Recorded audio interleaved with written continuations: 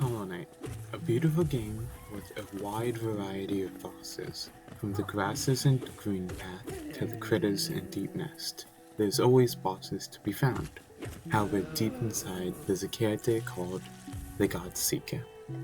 Trapped within a sarcophagus within the royal waterways, the God Seeker allows you to access the area called Godhome, a dream realm which contains every single boss you've ever seen and more. But Godhome is so much more than that.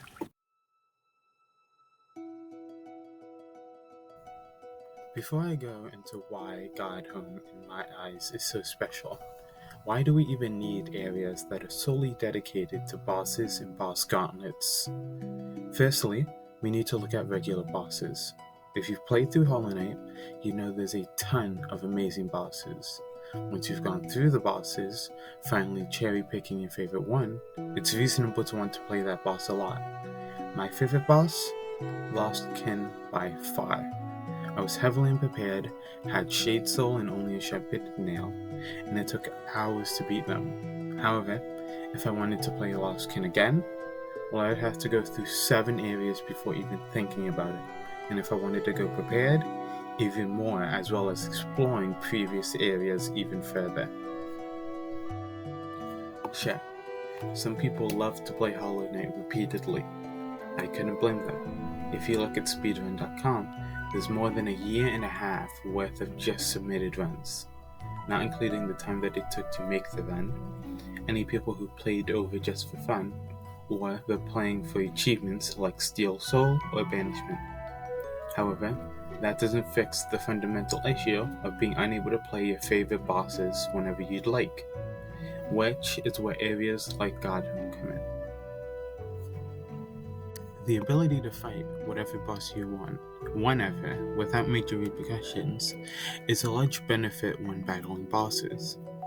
For example, using 7 charm notches just to make healing a bit better isn't the best option, but you still love those charms and you'd like to use them anyway. Godhome promotes these dumb builds, so what if you die? You'll be right in front of the statue and ready to try again. If you've been paying attention to the background of this video, you might have seen a lot of me fighting bosses in Godhome. A lot of these were filmed with the idea of dumb builds in mind. If you've seen Hive Blood, that's me only using 3 charms: Hive Blood, Quick Focus, and Deep Focus. In the Hornet fights, I've been using absolutely horrendous builds, some of which were actually quite entertaining to use. One of them was just trying to make the bosses be unable to stop me from doing what I want, and another was beating Hornet without doing any direct damage. And while challenging, they're really fun. I didn't know that Grimchild could target Hornet's spikes, but it was really fun to figure out. This would practically be enough. Godhome fixed an issue with allowing players to interact with bosses significantly easier.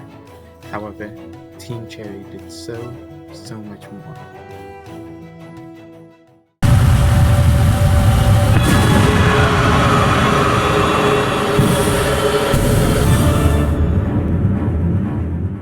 Godhome and its bosses brought what anyone thought it could be and multiplied it by 50. In the base game, there are so many amazing ideas of what they could be, and Godhome perfectly delivers on that ideal fantasy. The Nail Masters, all of which you can't fight in the base game: Uro, Mato, Shia, and Sly. The Mantis Lords, now Sisters of Battle, the Pure Vessel, and Absolute Radiance all became available in Godhome.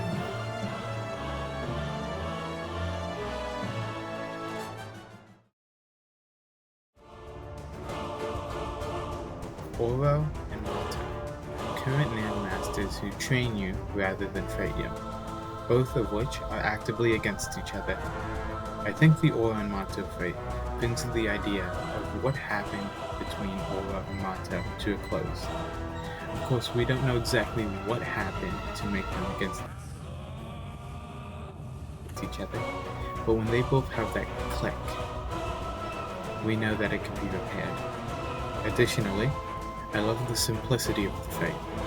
you know that usually one of two moves will happen, and if you're in between the two, then both will do one of the two moves.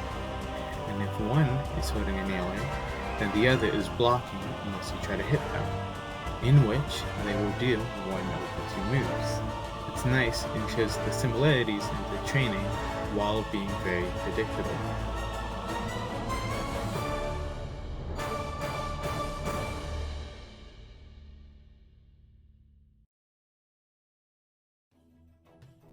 Shia, a person who focuses on art rather than the nail, who now fights uniquely compared to Oro and Mato, not necessarily fighting with their nail, but it shows the idea of what if Shio decided to fight again in a really unique and fun way that differentiates itself from Oro and Mato, especially as the fight goes on. It's really nice to see the colors change and more colors go around the arena, although it is a bit hard to get specific areas. Compared to Oro and Mato, Shio has significantly more unique set of attacks, often jumping around more and doing screen-wide attacks. It's a nice representation of his shift into art and his incredible skill, especially since Shio talks about how the nail and the brush aren't too different, and Oro's talks about how Shio was the most skilled out of the three.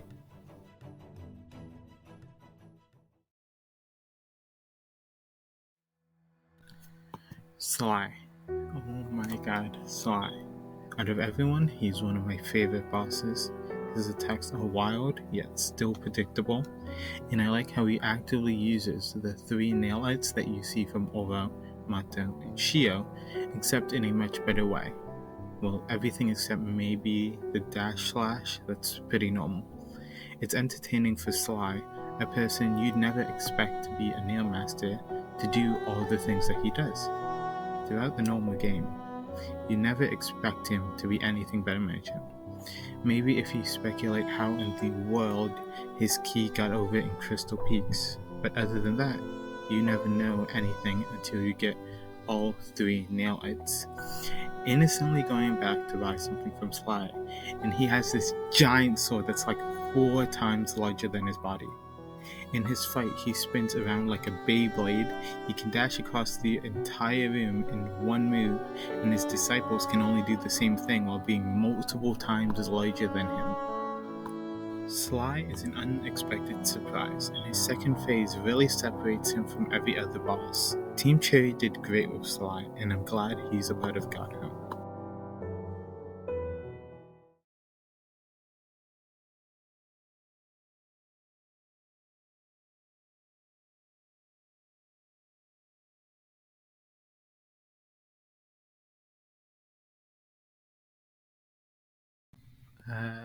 How about let's not and say we did?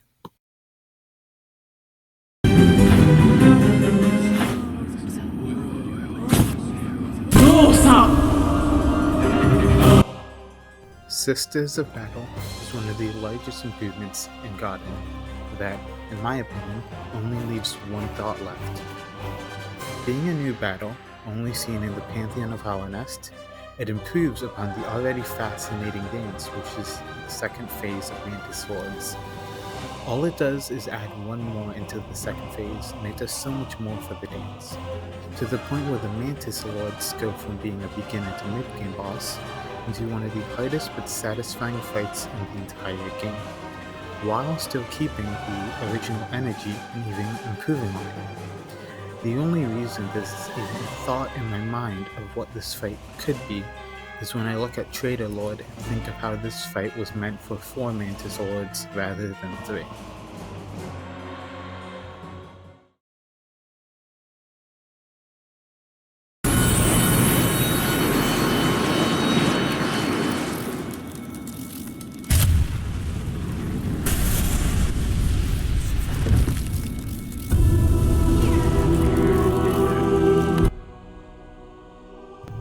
The Pale Vessel is an amazing example of just a simple, stronger remake, and honestly, I think that's all it should be. Pale Vessel is just exactly that, a version of the Hollow Knight, which is when the Hollow Knight was at their prime. In that aspect, it doesn't require an entirely different moveset, because we've already seen what the Hollow Knight will do. So, the removal of infection-based attacks replaced with soul and void-based ones is incredible, keeping the boss simple, but still making it difficult with double damage and fast pace. This follows on to the final boss. Additionally, the Pale Vessel replaces the Hollow Knight's original feeling. In the Hollow Knight fight, I've seen a lot of people saying how it wasn't an actual fight, but instead an assisted death. However, with Pale Vessel, this feeling does not apply anymore, and the music switches accordingly. The Pale Vessel doesn't stab themselves, nor give you the luxury of recovering as much, and therefore, this feels like a proper fight with the Hollow Knight.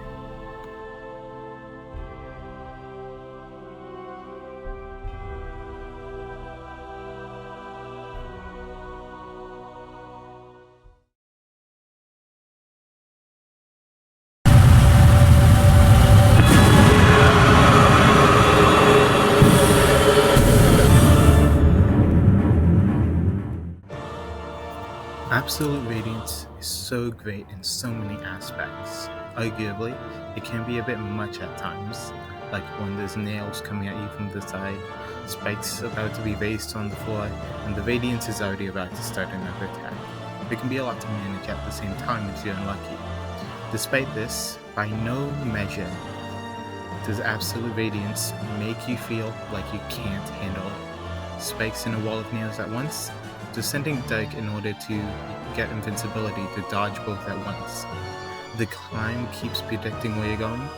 Jump away and dash back to the platform in order to trick Absolute Radiance. Throughout the entire boss fight, it feels reasonable and your own fault, which is really necessary when it comes to the hardest boss in the entire game.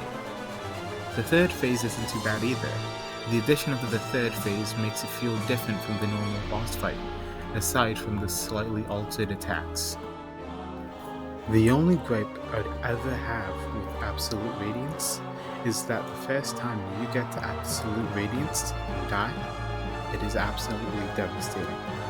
You went through every single boss in the game, beating every last one, only to be met with a faster, stronger Radiance.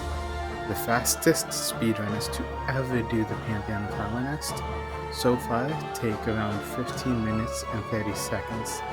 If a speedrunner takes a quarter of an hour to do the Pantheon of Hallownest, then for someone who's significantly slower, it's devastating to lose that amount of time. Just to realize you have to do it all over again. And if you happen to lose, then you have to do it again, and again, and again. Of course, to those dedicated enough and willing to take on the challenge, this isn't an issue at all, and that's fair. Hollow Knight has so many unique bosses, and neglecting even a single one would do a massive disservice to how magnificently the game is designed. Additionally, with the impact of seeing Absolute Radiance for the first time be this strong if we've already seen it before, which is probably why only after seeing Absolute Radiance can you start practicing in the Hall of Gods. If you were able to prepare, then the new dangerous threat wouldn't be as new.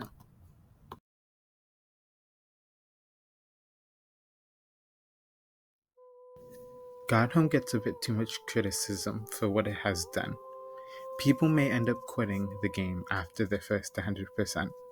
However, many of us choose not to do so. Many of us want an extra challenge, or to enjoy our favorite bosses even more.